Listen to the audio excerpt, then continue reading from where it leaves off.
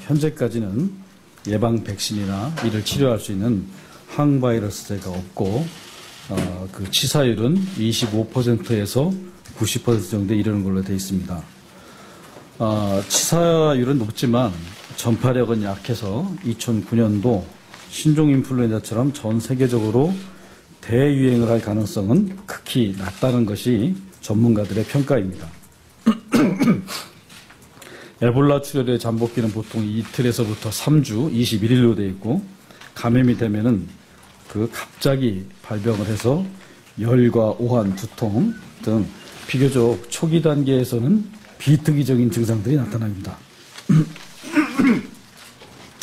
그런데 중요한 건 감염 경로가 호흡기 전파가 아닌 감염된 사람이나 동물로 인한 체액, 분비물, 혈액 등에 의한 밀접한 직접적인 접촉 또는 감염된 침팬지, 고릴라 등 동물과의 접촉으로 감염됩니다.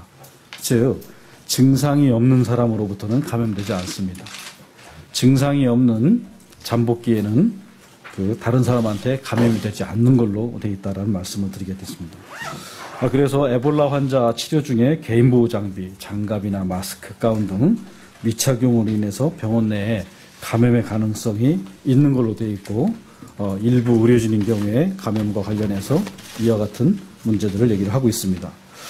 1976년도 아프리카 콩고 공화국에서 최초로 발생한 이후에 가봉, 코트디부아르, 수단, 우간다 등 아프리카 국가에서 발생을 했고, 2014년도에는 서아프리카 3개국에서 감염자 및 사망자가 지속적으로 발생을 하고 있습니다.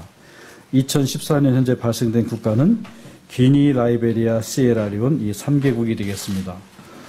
일부에서 얘기하고 있는 나이지리아인 경우에는 라이베리아인이 라이베리아에서 감염이 돼서 나이지리아에서 사망한 경우이고, 이 나이지리아는 발생한 국가로 보는 것은 무리가 있겠습니다. 참고로 1976년도 이후 현재까지 아프리카 이외에 다른 나라에서는 감염된 사례가 없다라는 말씀을 드리겠습니다. 정부는 지난 4월부터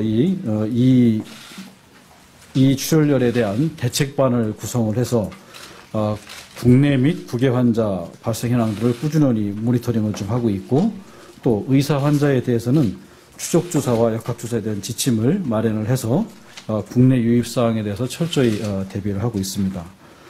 또한 질병관리본부 내 실험실 안전 등급을 강화하고 이와 같은 진단을 할 수 있도록 지난 4월 우리 관계관들을 파견을 해서 모든 준비를 마쳐놨습니다. 현재 국내 환자 발생 및 유입 상황에 대비를 해서 국가 지정 입원 치료 병원을 지정을 해서 전국의 음압병상 540여 개를 확보를 하고 있습니다. 정부는 에볼라 출혈열 발생국의 방문 자제 및 해외 여행자들을 대상으로 감염병 예방 수칙을 준수해 줄 것을 당부를 하고, 우리나라 입국자에 대한 검역을 지속적으로 강화를 하고 있습니다. 전국 국립 검역소 및 해외 공관동을 통해서 서아프리카 지역의 에볼라 발생 현황 및 예방 수칙을 홍보를 하고 있고, 해당 지역의 입국자를 대상으로 해서 검역 조사를 강화하고 열감지 카메라를 통해서 해당되는 감염 발열 환자들을 감시를 하고 있고, 개별적으로 건강 상태 질문서를 진구를 하고 있습니다. 그리고 또 국내의 입국자뿐만 아니라 최근 발생국에서의 입국자를 대상으로 법무부와 협조 체계를 유지를 해서 발생국에 대해서도 발생국에서 들어오는 입국자에 대해서도 추적 관리를 하려고 하고 있습니다. 에볼라 출혈 입국상에 대해서 모의 훈련, 그다음에 회의 및 추적 조사를 지속적으로 실시를 하고 있고, 지난 8월 1일에는 가장 가능성이 높다고 생각하는 국립인천공항검역소에서 이와 같은 의심 환자가 발생했을 때의 모의 훈련들을 통해서 철저한 검역 및 격리 조치에 대해서 대비와 점검을 좀 하였습니다. 그리고 오늘은 에볼라 출혈 국내 유입 방지 및 향후 대책과 관련해서 국무조정실 주관으로 관계 부처에서 회의를 실시해서 우리 국민에 대한 보호와 에볼라 출혈에 대한 대응에 만전을 기하고자 합니다. 또한 궁금해하시는 기니, 라이베리아, 시에라리온에서 입국하는 여행객들을 저희가 전부 파악을 하고 있고, 환자와의 설사 접촉이 없다 할지라도 최대 잠복기를 고려를 해서 노출일로부터 21일 동안 관할 주소지 보건소에서 매일매일 증상 여부를 능동적인 감시 체계를 통해서 확인을 하고 있습니다.